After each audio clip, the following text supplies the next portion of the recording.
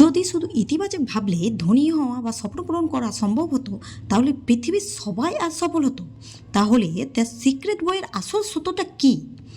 চলুন জানি। 2006 সালে প্রকাশিত দ্য সিক্রেট বইটি দাবি করে যে ল অফ অ্যাট্রাকশন অনুযায়ী আপনি যা চিন্তা করেন সেই ধরনের জিনিস আপনার জীবনে আকৃষ্ট হয়। অর্থাৎ আপনি যদি ইতিবাচক চিন্তা করেন তবে ইতিবাচক ফল এনে দেয়, আর নেতিবাচক চিন্তা করলে নেতিবাচক ফল।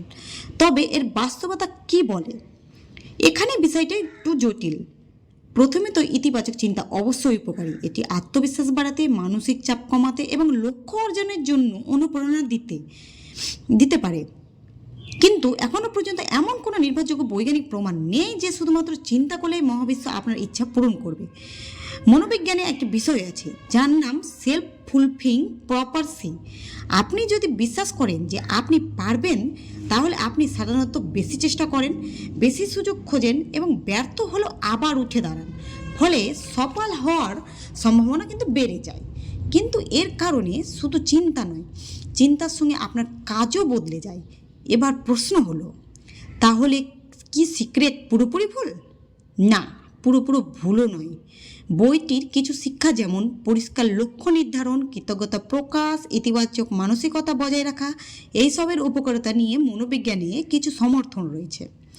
কিন্তু যদি কেউ মনে করেন আমি শুধু কল্পনা করব, কিন্তু না করলেও সব হয়ে যাবে, আমি ঘুমিয়ে ঘুমিয়ে ভাববো যে আমি কালকে 1 কোটি টাকা পাবো, তাহলে সেটির পক্ষে কোনো বৈজ্ঞানিক প্রমাণ নেই। অর্থাৎ সেটি কিন্তু কখনো হওয়া সম্ভবই নয়। দ্য সিক্রেট আপনাকে অনুপ্রাণিত করতে পারে, কিন্তু এটি কোনো জাদুর সূত্র নয়। সফলতার বাস্তব সমীকরণ কি জানেন? ইতিবাচক মানসিকতা প্লাস পরিষ্কার লক্ষ্য প্লাস ধারাবাহিক কাজ সমান সফল হওয়ার সম্ভাবনা কিন্তু বৃদ্ধি। অর্থাৎ আপনি বসে বসে ভাবলেই হবে না, আপনাকে কিন্তু তার জন্য লক্ষ্য পরিষ্কার করতে হবে, ধারাবাহিক ওয়ার্ক করতে হবে, আর তার ফলেই আপনি কিন্তু লক্ষ্যটা অর্জন করতে পারবেন। শুধু বিশ্বাস নয়, বিশ্বাসের সঙ্গে কাজও কিন্তু জরুরি। আপনার কি মনে হয়, ল অফ অ্যাট্রাকশন সত্যিই কি কাজ করে, নাকি শুধু একটা আপনাকে মনকে উৎসাহিত করতে পারে? কমেন্টে আপনার মতামত কিন্তু জানাবেন। তবে আপনি বিশ্বাসের সঙ্গে নিজের কাজটাও করেন, তবে কিন্তু ল অফ অ্যাট্রাকশন অবশ্যই কাজ করে।